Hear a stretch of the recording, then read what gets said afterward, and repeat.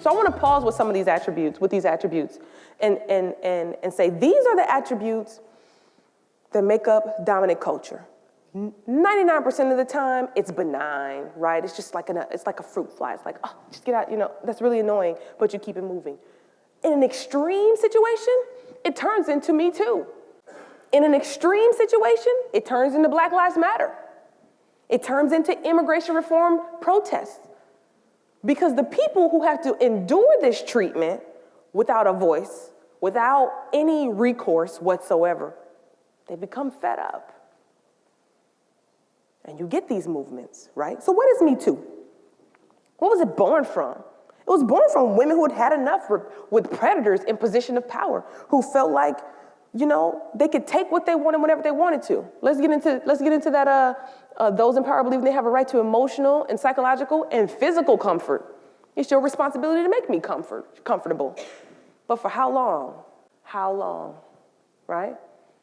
Let's talk about Black Lives Matter and one's comfort with the presence or the existence of a person before them taking precedence over a person's human rights or civil rights. I don't think you belong in Starbucks. I'm uncomfortable with you being here. I'm gonna call the police, I'm gonna have you arrested.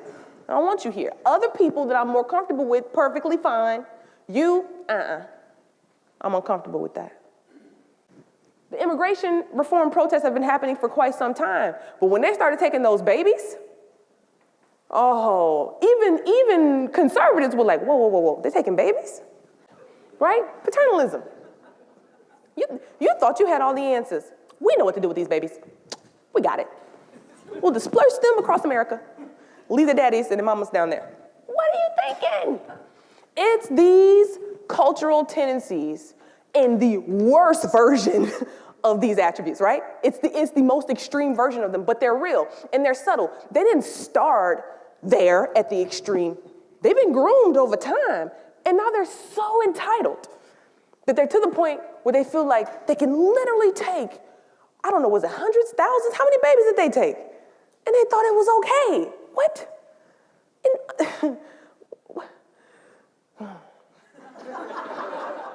These movements are happening, whether we want them to be around us or not, and folks are flipping uncomfortable.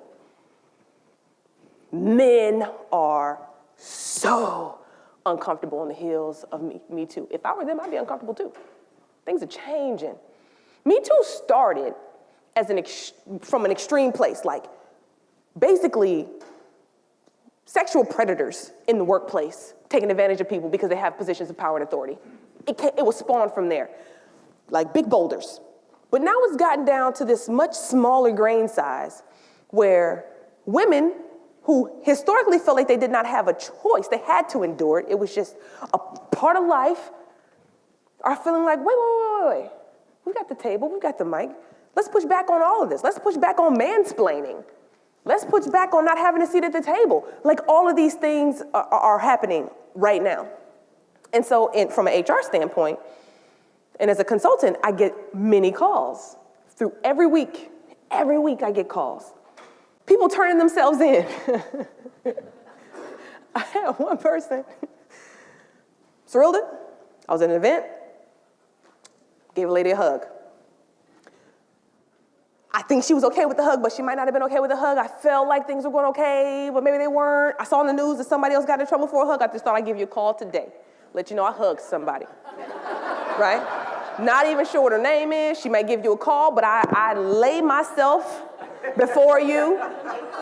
And I'm like, man, number one, I'm busy. And number two,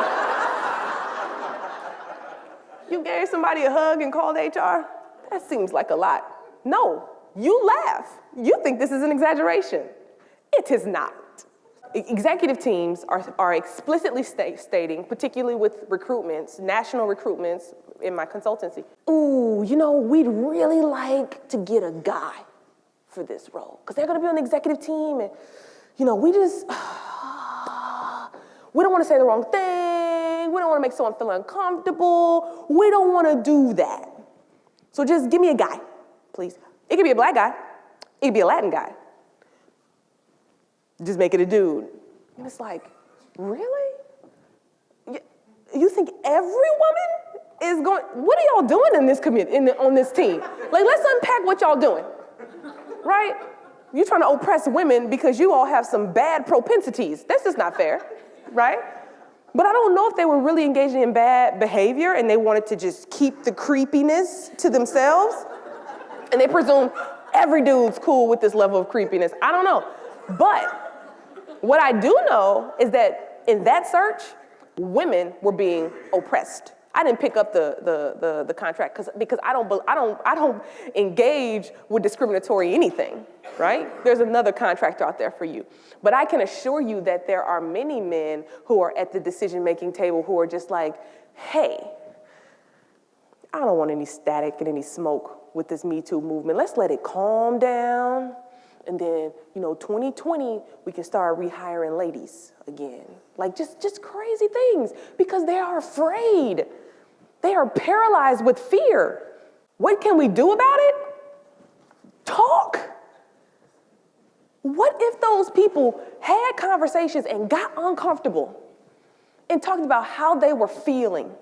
Not in some accusatory, like, women just need to toughen up, buttercup. Like, that's not a good thing.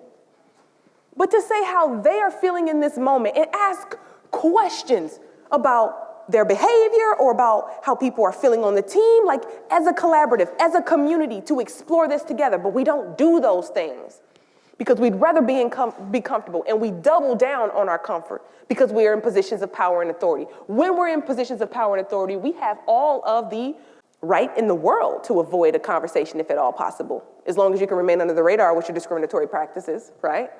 And oftentimes you can. Prove it. They're discriminating against me. Prove it. I want to ask this group of people, because I love this topic, and I love talking to people about this topic because this is where change begins. Me telling you these examples, I want you to think about it differently.